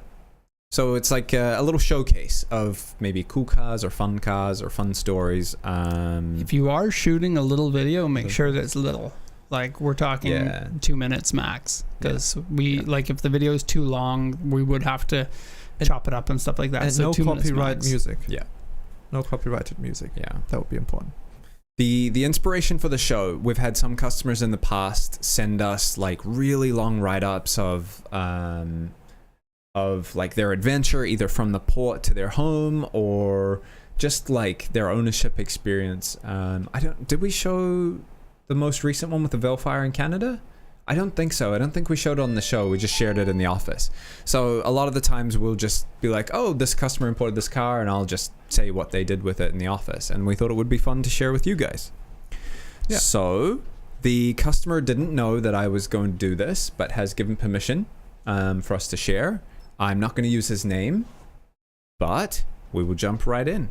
So this is really cool. Yeah. I'm so glad because I remember this car, but it is super old. Yeah. And here it is. Boom. Boom. So this car is obviously an AE86. The customer will just be referred to as AE86J. If you're watching and would like to out yourself or make yourself known, you can comment on the video and we'll pin your comment or something like that. It is a Toyota Sprinter Truno AE86. I'm sure that much is very obvious. Now, we exported this car late in 2015. So it's a 10-year-old export. Yeah. This must have been one of the last 86s before they dried up. Yeah. We were selling, I think we were checking numbers, and we exported like 4 of them in 1 month. In 1 week. In 1 week. It was like back to back. It was, and they were all, yeah. And then if you go back at previous months, there's more. There's tons of them everywhere. Yeah, we were doing 86s so much, and now they're all gone, and prices are really high. So we rarely ever sell them. Tried to bid on one last week. It was like over 4 million yen. We bid 4 million. It's sold for 5.5 million yen. So that's what, 40 grand for an 86. It was nice. And this one's nice too, right? Yeah, I think so. Like it's, I won't go into too much details of the car because I don't know how much the owner is willing to share. We should have blacked that license plate. The ownership, They imported it in 2015, and they still own it today. That's And so cool, because most of our buyers are buying, driving around a little, selling for the next hit, right? This customer still owns the vehicle, and they have no plans to ever sell it. Max? Yes. Can you bring up the YouTube video of this one? Oh, look at the magic on your screen happening right now. Boom. Okay. So that is the original video that was taken at the port. That was back when I was shooting at that port. Yeah. Actually, we didn't have a lot at that time, and so we shot all of our YouTube videos at the port. Yeah. It's pretty funny. If you keep watching this in the background, there are 32 GTRs, which were also on the list. Those were all ours. 5 a week or something. We did 15 GTRs in a month. Yeah. That's our record. 15 R32 GTRs in a month. Yeah. I would love to have an 8.6. Oh, looking back at this, like 8.6s in this condition just don't exist anymore. Yeah. 10 years does a number on cars, right? Oh, so the person who owns this car is in the chat. Yes. There you Hey, go. all right. That's awesome. They said they usually watch the show afterwards, but that's cool. That's cool. You could tune in and see it live. I wonder how good I was at reading auction sheets back then. I think your style had changed a little bit, but I'll go over some of the details. I'm not gonna have it on. The owner has said that they haven't done too many modifications since they bought the car, but they've done the regular maintenance and maintained it and everything like that. But they're recently been developing an itch to modify it. And I think we have a little picture. Do we have the ITB picture? Oh, wait. Max will find the ITB that looks picture. so clean. So, yeah, right? Like, and it's so cool that they've kept it all these years. I really like that. There you are. There you go. That's the Proof that he owns ITBs. yeah. In green. Keiichi Tsuchiya style. Oh, is it? Ooh. Yeah. Very cool. It's pretty cool. That's awesome. That's the build plan. Build plan is to do a 7AG big port head with ITBs. I don't know if I'm saying that right. I don't know these very well, but this seems to be a common build direction. I think it's using the bottom end of a 7AG engine with the head of a...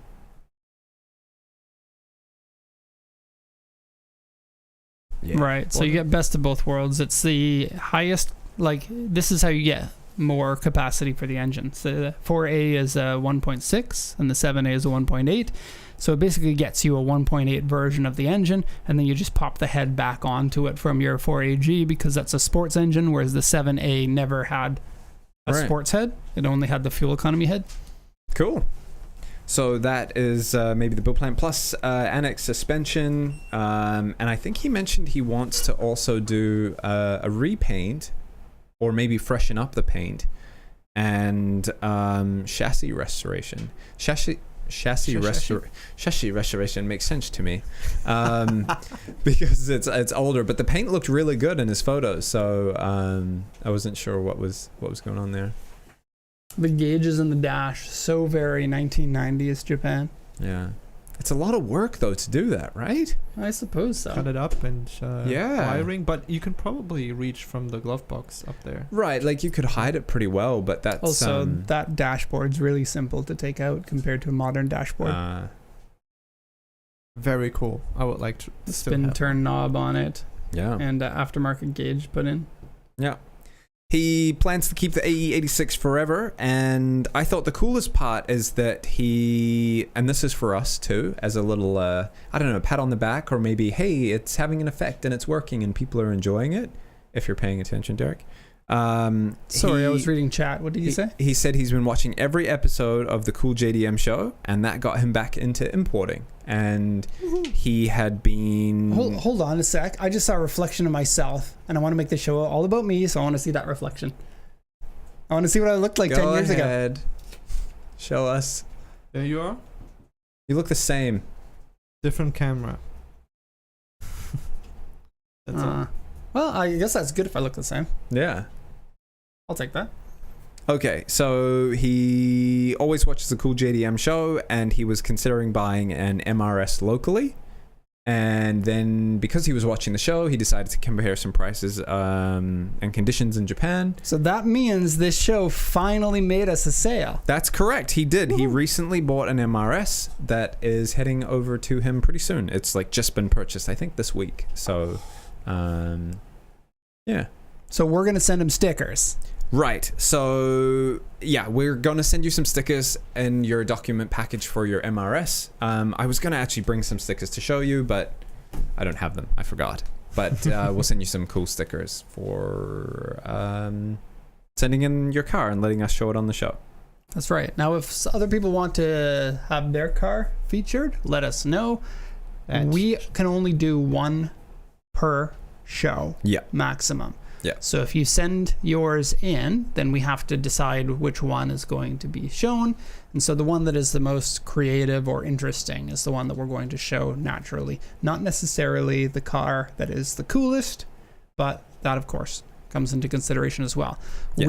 The title of this segment is Ship and Showdown. I had to double check that was the right So one. it has to be something that we have shipped. Yeah. So it doesn't count if you bought from somebody else. This is us trying to force you into buying from us for no other reason than to have it shown on a show that only gets 1,000 views per week. Hey, for a show, that's pretty good. Is it? If you compare it to people who stream and show for years on end with no one watching. Yeah, I hope that's not us. Yeah. I'm kind of crossing my fingers that within years from now we have more viewers. Okay, well, Derek has other goals. I just want to celebrate the cars that we've shipped, and I always think it's really cool that you guys share like stories and things about your cars, so Yes. I wanted to kind of keep sharing that and, I don't know, spread the good vibes or whatever. So, if you want to show off your ride on the show, on the new segment, we will do it again if there's a demand. And Jay Hatchie wants candy. no, he said no candy because he watched the other episode. He knows that we can't ship the candy, otherwise they get tariffed and everything. Right. Yeah. Idiots. I don't know if we're allowed to do it, because I don't think so. What if we It's a like, problem. squish the candy down really flat so it's the same So it looks size like a as like a right. Or Hey, we get a maybe. stack of papers that's like really, really, really thick, and we do that old We hide gun in the a candy. Bible thing by Yeah. cutting out some of the pages. Yeah. We totally And then won't it's get just flagged like- as people exporting dodgy stuff. If it's like meth that's inside that hiding space, I think it's a problem. But if somebody is like secretly trying to bring candies in, do you think we'll actually get in trouble? I think the package will get opened and then they'll find that we went to elaborate lengths to hide candy. And then the people in customs would be like, this is super funny and this candy's really delicious. Yeah, customs, famous for having great senses of humor for things like that. Anyway, yes, send photos and also a story. The story is very important. Or You know. videos. Yeah, or videos. I really want to see somebody make a really funny ass video. Yeah, sure. Go for it. But you don't have to get professional photos taken. We're not going to be judging them or anything like that. It's just to The share story. something cool. The story needs to be there. Yeah. So I hope you like the new segment. We'll do it more if you like it. And send in your cars if you want to share. Yeah, that was what a trip to see that car again and to, you just assume the cars just go Yeah. into the void and you never see them again. Right. To be like, surprise. Yeah. Do you remember 10 years ago, you had your hands on this car? Yeah. Wow. To me, that's like the nicest little bow on the whole process for us, because we do all this work in Japan. We buy the car, we export it, and then they just kind of disappear for the most part. So it's cool to see you guys send photos, but even cooler if we get a story. And I saw one of our cars actually show up on in Canada? Instagram. Oh. Remember that customer who bought a Crown from us and then like a couple years later bought the new Crown's wheels with the intention to widen the wheels and put them onto the Crown? Yeah. I saw the Crown with the widened wheels on it.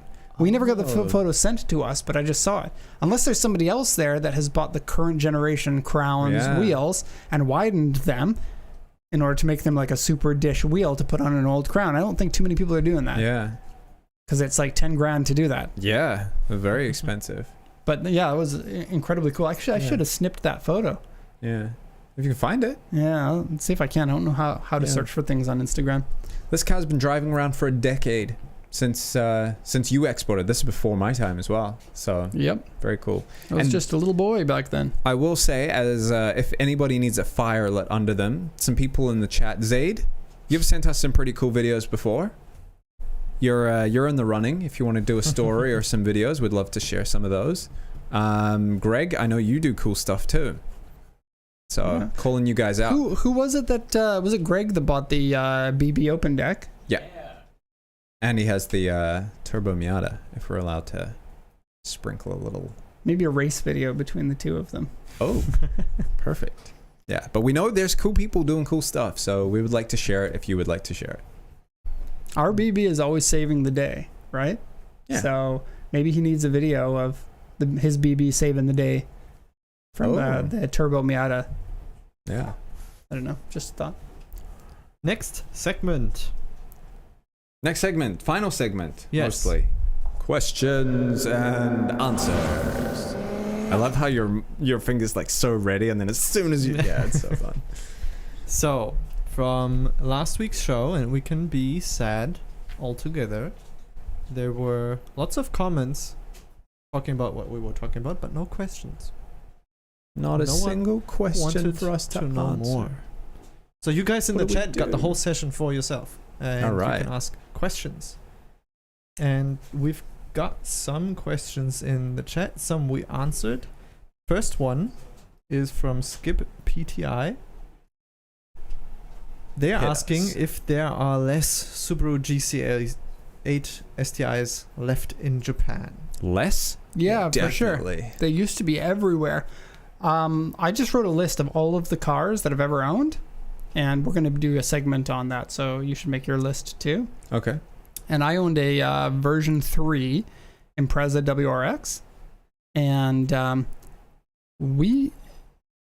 I bought that for 230,000 yen, so $1,500. Immaculate condition, and had a martini livery on it. Wow. It was so cool. Yeah. Also bought an R33 Skyline for $2,000 or something like that. But like back when we bought that Impreza, they were cheap because they were everywhere. Yeah. And now they just aren't, so they're more expensive. But like there used to be, I don't even know how many at auction, but we would sell them all day long and just, these are unlimited. We will never run out of Imprezas. And now we're running out. Yeah. It happens.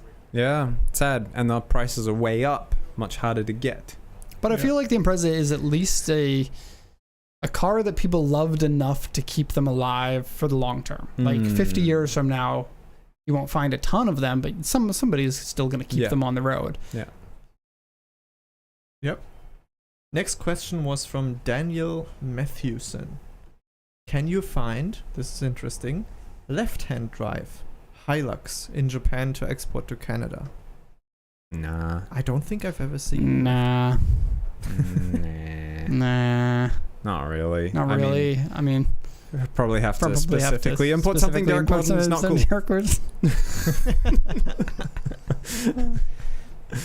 Yeah, no, not really. They never sold left-hand drive No. Hiluxes here, so Not to would my be knowledge. a car imported here. No, but get a left-hand drive Tacoma that was imported here. Yeah. That would be Or more Tundra. common. Yeah. Ron and Poe is saying, I would love to know what cars y'all at PCA have owned over the years. I've got a list, and my list is 19 cars, not including race cars, not including company cars. I went on somebody's website recently, and they're like, owned 200 cars over my lifetime. And I know this person's a car dealer, so I'm like, really? Or were they owned by the company? Yeah. Were they actually cars that Or you both. registered under your name? Yeah. Right. And then drove them as your regular driving car. So I created a list, and our race car list is pretty long too. Yeah. It's over 10 cars that we've used for racing. I know. I've been trying to reduce this list. How many do we still currently own, actually? That's a pretty shocking number too. Too many. Next topic. Next question, please. While Derek admits he has a problem. I do. I think people in the chat will sympathize with me though, because I'm sure a lot of those people have the same problem too of buying too many cars. Yeah. I mean, if I had more space and the ability to have more cars, I would absolutely have more cars. I think Because I like having cars. It is a problem. you've actually bought quite a few here in Japan. more than anyone in Japan, I think. Really? No, It's a maximum I've been in of here one a for year. right. I've been here longer than you. Yeah. You just seem to buy cars frequently. That's But 'cause I haven't found Jacob one I like. bought the most amount of cars. Yeah. And Jacob bought cars just to drive somewhere before. He Yeah. had to go to the airport, so he bought a car to He has a drive to the serious airport. problem. And then went on a trip, and then when he came back or something, he bought another car so that he could drive it home. Yeah.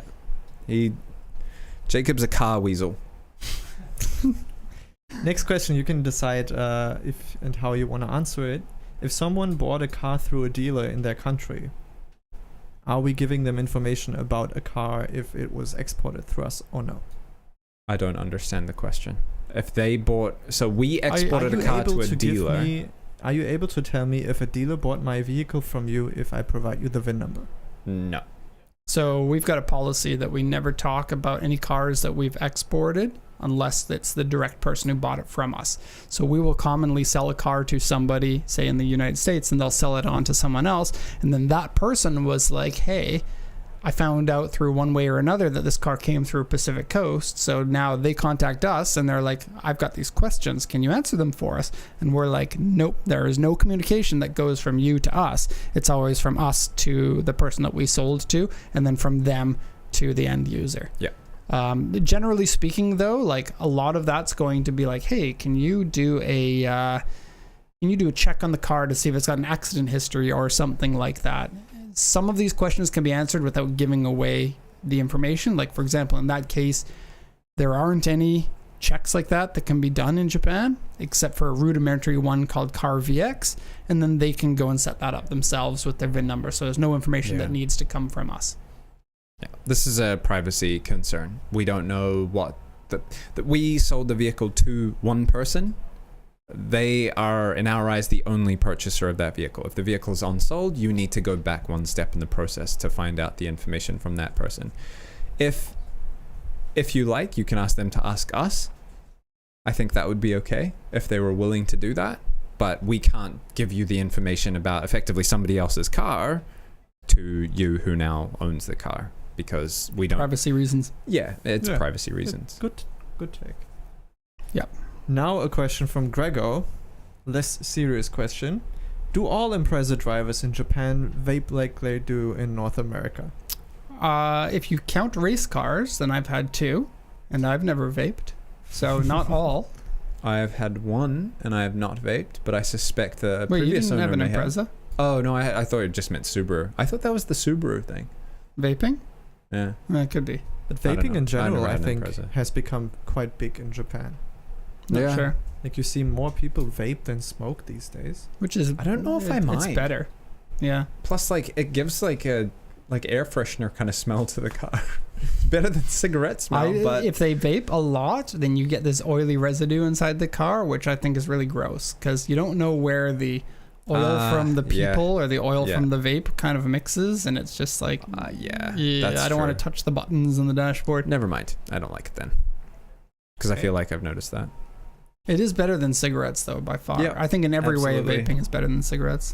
For the person who's not smoking it, right? Like, just from a smell perspective. I think Right. health-wise, it's It's got to be better, too. Like, cigarette smoke has smoke, and then it's got the nicotine in it, right? But vape is nicotine and other things that are less hazardous than the smoke is. I don't actually know. Anyway, next question, also from Jonathan. Do police cars or royal family vehicles ever get auctioned? Royal family vehicle. Police cars have to be decommissioned first, and so they will take everything off, including the livery. Yeah. Like, I think they might even scrap them in the same way that they do with military vehicles, honestly. Maybe. So they have government auctions here that you can take part in, sort of. It's a mixed bag. But the government auctions have all the fire trucks that you'll find that go to... And ambulances. And ambulances that go to the auctions. But you never see police cars there. You do see officials' cars, but they never tell you which type of official used it. Yeah. So you'll see something like a Lexus LS 560 or something like that come up, and you're like, Probably some sort of a diplomat owned that, but you don't really know who it was. Would be funny as a sales point. Prime Minister rode in this car. Yeah. Right. Plus 100,000. I don't know what cars the royal family uses. Isn't it Centuries? Or I assume it's I have no idea. Is it armored? I don't know. I think they take the train. I feel like everything comes to them. They just hang out in their stupid little commune and... Don't say that. I will. They're watching. They're definitely not watching. Derek We have Weldon 33 people, disappears. and if anyone from the Japanese royal family is watching right now, I'd be very surprised. They're watching. You'd be surprised. Okay, next question. Very surprised. Next question, and I just gotta say this. Hot 0527. Please, you don't need to do caps lock. Ask the question. Oh, you again. do? Can I read it in caps lock? When we get charged tariffs! Don't give up. Do the whole thing. No. So When do we usually, get if a charged question tariffs? is worth answering, then I will screenshot it and we'll go through it in the way that they came up. Maybe that's their style, man. So you don't need to ask it twice. Oh, did he ask Okay. it twice? You missed Yes. it, and then he did it all caps? Yes. Yeah, you Sorry. missed it the first time, so he was like, okay, he's not missing it again. If the question is bad too, we're just not going to. No, I'm not. Ask I it. did not miss it the first time. So We you do not never know answer if we questions missed in the your moment, question. then If they come Max up. missed your Oh, question, he screenshot might think it's because it's bad. Everyone's trying to usually throw I'll each other under the screenshot bus. Usually I will screenshot and we'll go with the order of when the question came in. Okay, so let's answer his question not because he wrote it in all caps, but because Yeah. we're now at the point where Yes. we've reached his question time. Yes. Okay, gotcha. Don't make Max mad. Yeah, Max controls everything. He can just shut the stream off He can immediately. also make us sound stupid with the little voice altering things. That would be the worst. Now what do I I'm sound not like? going to say anything. Sound something different? Or am I sounding normal? You Mad Max. the robot. Mad Max is funny. Don't make Max mad. Okay, so your question was, when do we get charged tariff? It's actually difficult to read in caps. During purchase with you, or when we file the ISF and it goes through customs? Neither of those times. Yeah, this The is ISF a common, is filed before the vehicle ships out of Japan. yeah. So the tariff thing, a lot of people get confused, and it's not their fault often because they've been announced to the public in a incorrect way, so that has led to misunderstanding. Tariffs are charged by the country that imposes the tariff. In this case, the USA has imposed a tariff on items coming into the USA. So that means when the vehicle arrives to you, we do not get the tariffs. We do not charge tariffs. We have no control over tariffs. We are in Japan. We have no say in tariffs. The USA could announce a 100% tariff, and there is nothing anybody in Japan can do about it. So I'm sorry, this is a point of contention that frustrates me because of how it was announced to everyone. So during the time of import, when you're taking your car through customs clearance, the duties and taxes will be calculated along with the tariffs. So you will pay those tariffs to customs in your country. At the moment, it's 15% tariff plus a 2.5% duty. So 17.5% total. If anybody tells you that tariffs are done at origin or done by a seller or done by an exporter, that is completely false. I think a confusing point too is that in the news you always hear that like businesses are adding the cost of the tariff to the price of the item. So when you go into the store, items are more expensive because of inflation, and then the companies are like, well, a portion of that is the tariffs, right? Mm-hmm. But we're in a different country, right? And so you buy the products from Japan, they got imported and then charged at the point of import. Yeah. So, yeah. And Cobra is It's right. Your stupid. customs broker, if you should be going through a customs broker, will charge you a bill or send you a bill. But it is not your customs broker charging you the bill. It is customs in your country charging the bill. I think a lot of the confusion came over the media in the USA saying these other countries will pay for it. That is not true. You will pay for it. It is a tariff imposed locally. I can't believe the level of BS that is people say and then people believe it. Yeah. Yep, Mexico's going to pay. Never mind. Yeah. Never mind. Well, the problem and the reason we get frustrated There's is a lot that of we dumb field questions people like there. this. Well, no, it's like they don't import, right? Most people do not import anything into the country. You buy Right. ready landed things, so it's a niche kind of market, and people don't have the information that they need for it. Fair enough. And then the information that they are getting is misinformation, which is extra difficult. So it's sad, but yeah. Right. Sunny was asking if we have seen those R34 guys who apparently get CBP letters saying, hey, we aren't seizing your import, but you owe X% and not just 2.5%. I'd like to heard of that. if but you I've have that actually- information, send it to our email address. I'd be interested in hearing about that because I haven't heard about it. Yeah. I believe once the car is already in the country, there's nothing they can do to retroactively charge you anything. But I could be wrong about that. Yeah, I'd like to see the full information It before could we... very much be somebody trying to import it under an HS code that it doesn't belong to, though. Yeah. If you're trying to get... Like someone's trying to cheat on taxes and then they were caught. Yeah.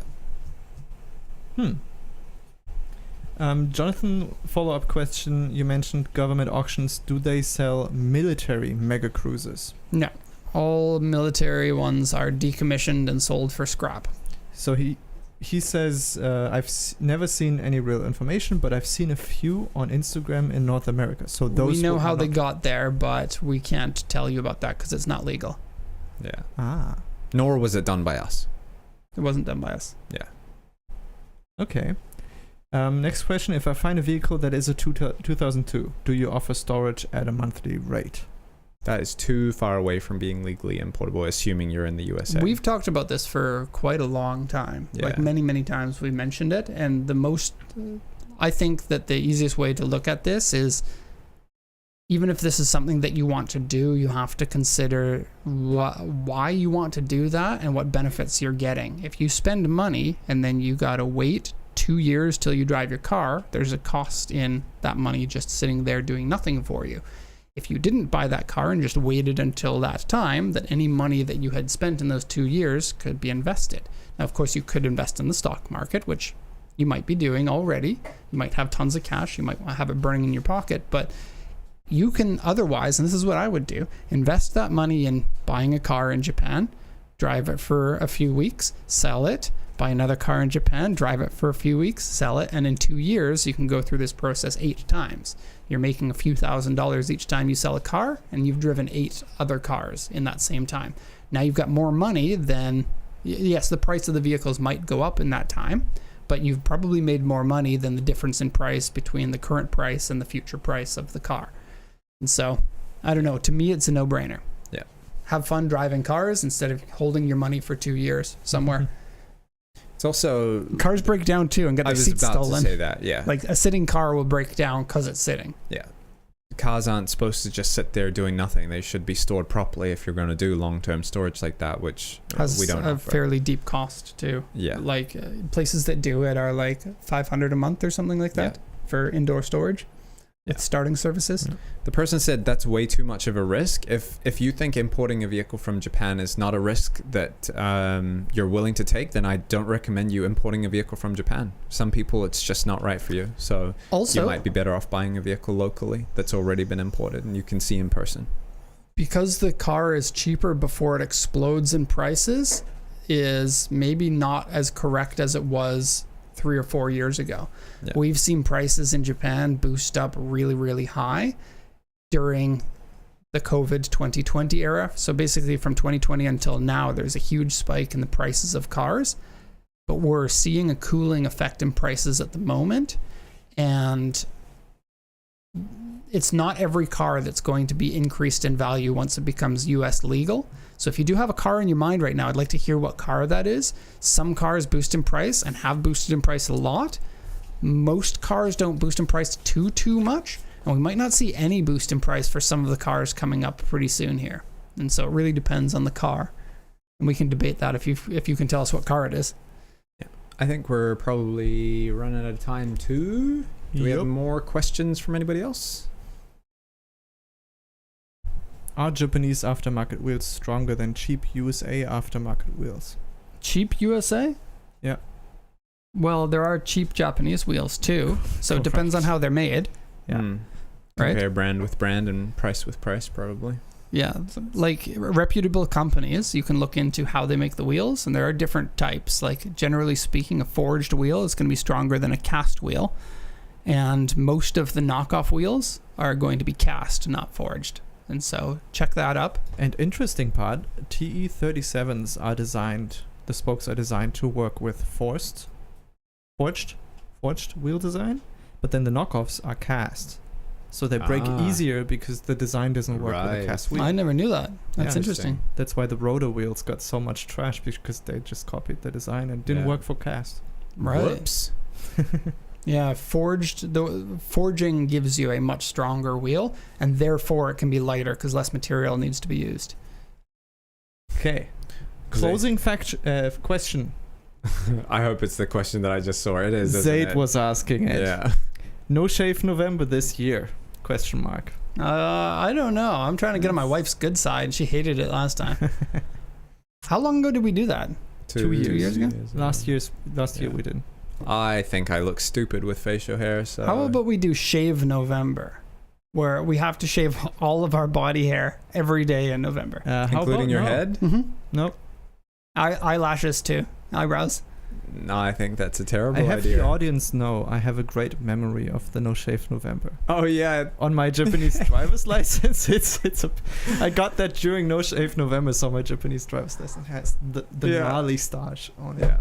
Lovely. So, I want to see that actually. Maybe we should show it on the show next week. Yeah. And then closing question: pineapple on pizza, yay or nay? This is the one where we make ourselves not.